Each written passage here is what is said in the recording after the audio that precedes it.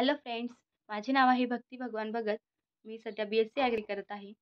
माझा MST CETचा score होता 87.81% आणि मला बायोमध्ये आले होते 93.41%. आम्हाला 11th-12thला अक्षय गाडगे सर हे बायोलॉजी शिकवायचे, बॉटनी आणि झुलॉजी दोन्हीही.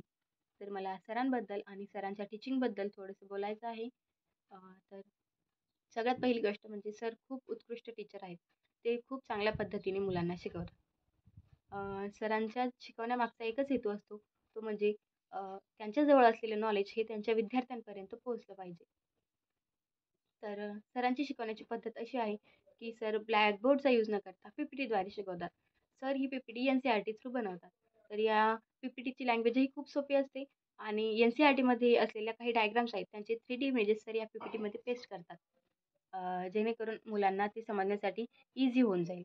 आणि या PPTचा असा फायदा होतो, की क्लासमध्ये असताना ती डायग्राम ब्लॅकबोर्डवर काढण्यासाठी जो वेळ जातो तो सेव्ह होतो आणि दुसरा म्हणजे ही PPT शॉर्ट नोट टाइप असते. त्यामुळे एक्झामच्या वेळेला कमीत कमी वेळेमध्ये आपण जास्तीत जास्त चॅप्टर रिवाईज करू शकतो.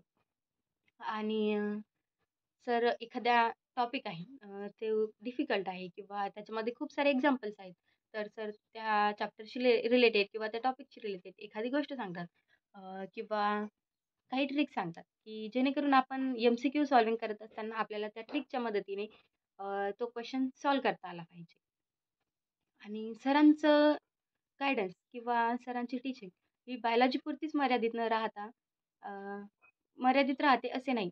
तर सर आपल्याला एज्युकेशनलही गाईड करतात आणि स्पिरिच्युअलीही गाईड करतात. आपण 12th नंतर कोणत्याही फील्डमध्ये गेलो तरी सर आपल्या कॉन्टॅक्टमध्ये असतात. वेळोवेळी आपल्याला मार्गदर्शन करतात आणि सरांच्या याच मार्गदर्शनाचा मला 11th-12thमध्ये खूप फायदा झालेला आहे आणि CETमध्येही.